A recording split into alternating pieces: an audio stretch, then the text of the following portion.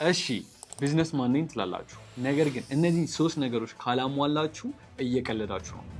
በተለይ ሶስተኛው አንደኛ ሁሉም ሶሻል ሚዲያዎች ላይ በድርጅታችሁ ስም አካውንት ከሌላችሁ አካውንት ብቻ ሳይሆንም ኮንሲስተንትሊ ፖስት ማድረግም ይኖርባቸዋል። በዚህ ጊዜ ደንበኛ የሚገኘው ባነር በመስቀል ሳይሆን ሶሻል ሚዲያ ላይ በመስራት ነው። ሁለተኛ ፕሮፌሽናል የሆነ የከስተመር ሰፖርት። ከዚህ በፊትም ነግሬያችኋለሁ። ልፋታችሁን ሁሉ ገደል የሚከተው መጥፎ የሆነ የከስተመር ሰፖርት ሲኖራችሁ ነው። የተጋነነ ነገር አይደለም።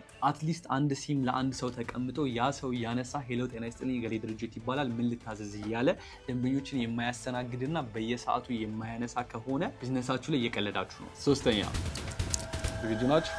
ሲስተም ወይም ERP። አብዛኞቻችሁ በቀን ውስጥ ስንት እንደሸጣችሁ አታውቁም። የተጣራ ትርፋችሁን አታውቁም። ሰራተኞቻችሁ ምን እያደረጉ እንደሆነ አታውቁም። ያላችሁን አጠቃላይ ስቶክ አታውቁም። ስለ ቢዝነሳችሁ ምንም አይነት ጠቃሚ መረጃ የላችሁም። ስለዚህ ኢንተርፕራይዝ ሪሶርስ ፕላኒንግ ወይም ደግሞ ERP አክሰሰሪ ሳይሆን ግዴታ ነው። ፋይናንሳችሁን፣ ሽያጫችሁን፣ ሰራተኞቻችሁን ኤቭሪቲንግ ካምፓኒያችሁ ውስጥ ያሉትን ነገሮች ሁሉ መቆጣጠር የምትችሉበት መንገድ ነው። ብዙ ድርጅቶች ERP የማታስገቡበት ምክንያት ይገባኛል። ውድ ነው ብላችሁ ነው የምታስቡት።